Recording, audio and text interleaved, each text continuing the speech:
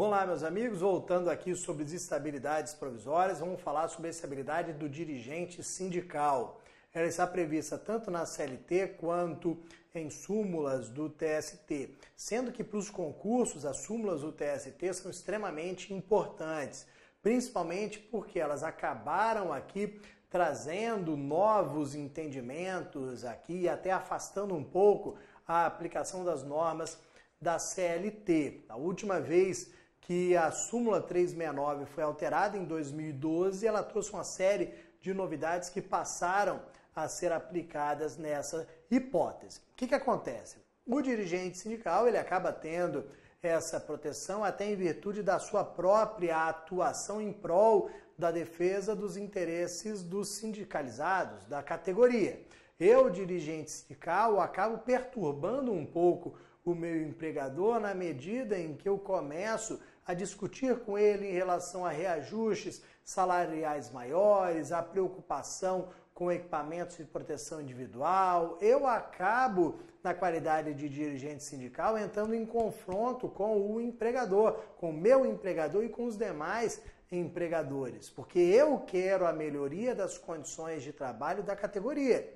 E falar em melhorias das condições de trabalho dos empregados é falar em aumento de custos das empresas e provavelmente redução dos seus lucros. Então eu sou um camarada que vou estar sempre batendo de frente com o empregador, estarei sempre incomodando. Daí a ideia de proteger o meu emprego. Como eu continuo sendo empregado de determinada empresa, eu vou impedi-la de me demitir sem justa causa. Inclusive, vou até impor um procedimento diferenciado e mais difícil para ela me demitir. Porque nós vamos voltar a falar aqui no inquérito para apuração de falta grave. Então, eu, dirigente sindical, não posso ser demitido sem justa causa por um determinado período, sendo que esse período de tempo é bem elástico. Vejam que é do registro da candidatura até um ano após o término do mandato. É do registro da candidatura até um ano após o término do mandato, se eu for eleito, obviamente. Então, o que acontece? Fui ao sindicato da minha categoria e percebi que estavam abertas as inscrições para as eleições. Fiz o registro da minha candidatura. Fui lá, fiz o registro da minha candidatura hoje. Vejam que eu já começo a ter a minha estabilidade provisória. Daqui a pouco venço as eleições. Fico na qualidade, desempenhando essa função de dirigente sindical, fico na qualidade de dirigente sindical por 1, 2, 3 anos. Durante todo esse período, continuo tendo a minha estabilidade. Terminou o meu mandato como dirigente sindical, eu ainda tenho 1 ano de estabilidade. Veja que o período é muito longo mesmo, é do registro da candidatura, passa pelas eleições, passa por todo o meu mandato como dirigente sindical e ainda vai até 1 ano após o término desse mandato. Veja que não é da eleição, é do registro da candidatura. Por que a necessidade de se garantir aqui o emprego do Bruno desde o registro da sua candidatura e não da eleição? Porque seria extremamente difícil para o empregado se manter no emprego caso a instabilidade surgisse com a eleição. Por quê? Imagino, vou eu lá, meu sindicato, faço o registro da candidatura. O meu empregador, ao descobrir desse meu registro, começaria a pensar o seguinte: rapaz, o Bruno é enjoado pra caramba. Vai que ele ganha essa encrenca, ele vai torrar a minha paciência tanto. Vamos fazer o seguinte, vamos dificultar a vida dele. Vou demiti-lo. É o que eu faria.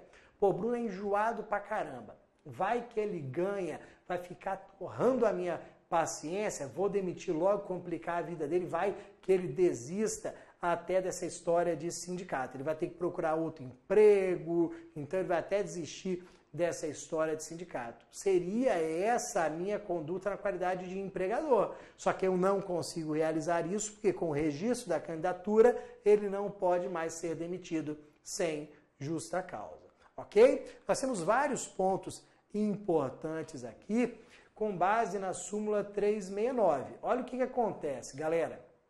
Fiz o meu registro. Agora vamos falar com base na súmula 369.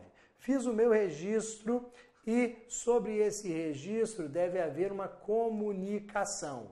O meu empregador tem que ser comunicado desse registro da minha candidatura. Fui lá, registrei minha candidatura, agora o meu empregador tem que ser comunicado acerca desse registro. Percebam que a estabilidade provisória ela só vai surgir com esse registro.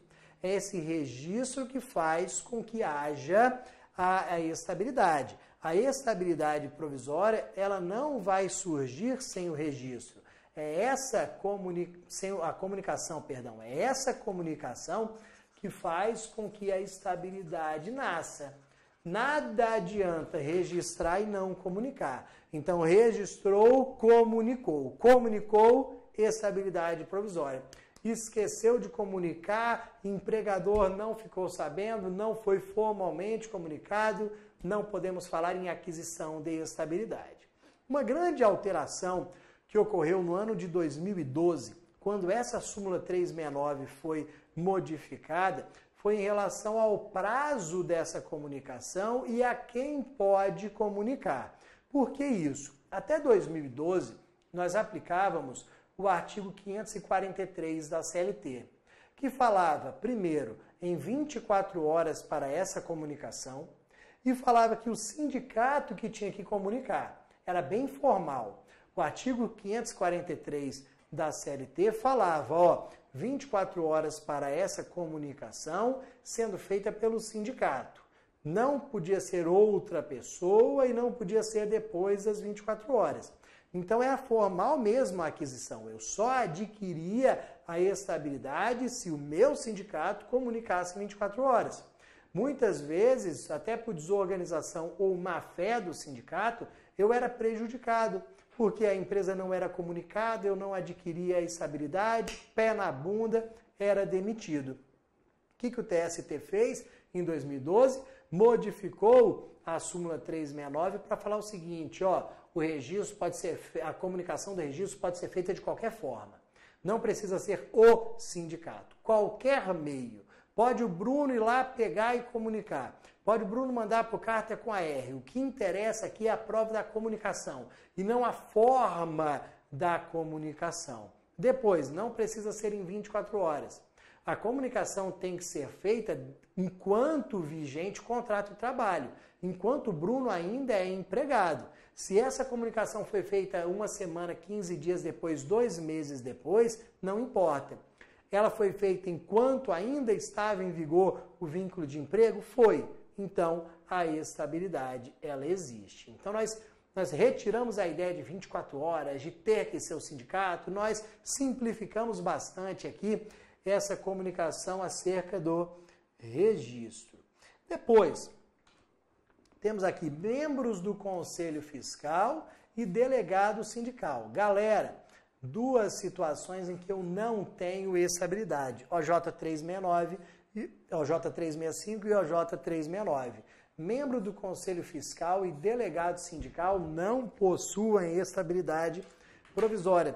A ideia é que eles não precisam dessa estabilidade provisória. Por que o membro do Conselho Fiscal não precisa de estabilidade? Porque a atuação dele é interna ao sindicato. O membro do Conselho Fiscal fiscaliza o sindicato. Ele não fica naquela linha de frente, batendo de frente com o empregador. Não, a atuação do membro do Conselho Fiscal é interna, é ali dentro do sindicato. Então, não há necessidade de se criar uma proteção dele frente a atos do empregador dele. O delegado sindical, ele não possui estabilidade, porque, na verdade, ele não é eleito, ele não é eleito por categoria, ele não representa a categoria. Na verdade, o delegado sindical representa o sindicato e é escolhido livremente pelo sindicato. Então, na verdade, ele também não fica nesse embate com ninguém, não. Ele fica representando o sindicato. Ele é o delegado sindical e ele é escolhido pelo próprio sindicato, pela diretoria do sindicato.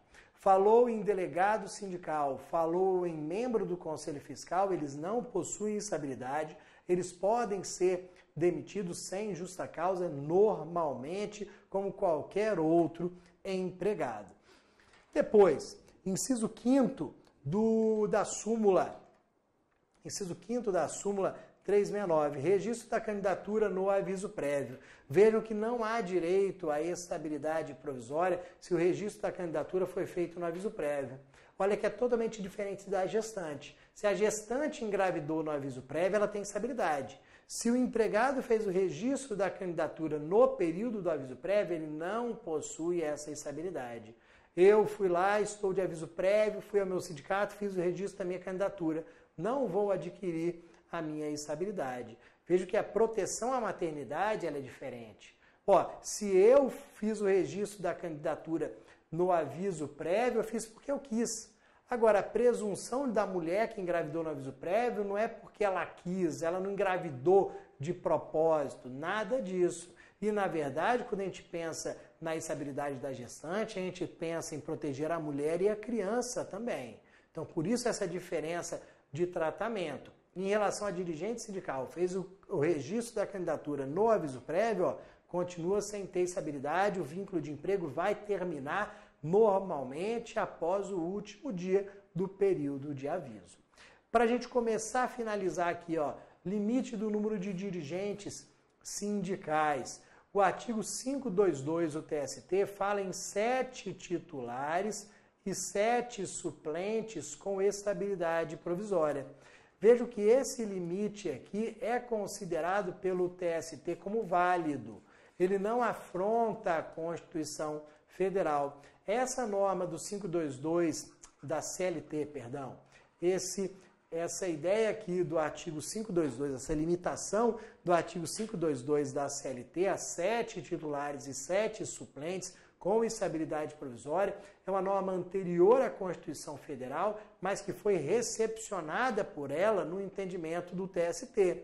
Vejo que não tem nada aqui de ilegal nessa limitação.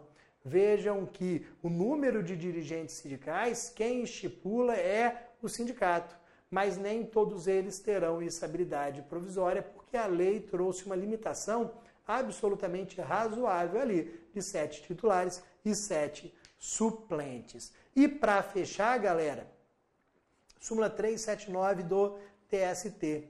O dirigente sindical só pode ser demitido por justa causa desde que aquela conduta seja apurada em inquérito para apuração de falta grave. Desde que aquela conduta que em tese caracterizaria a justa causa seja apurada no inquérito, na ação de inquérito para apuração de falta grave.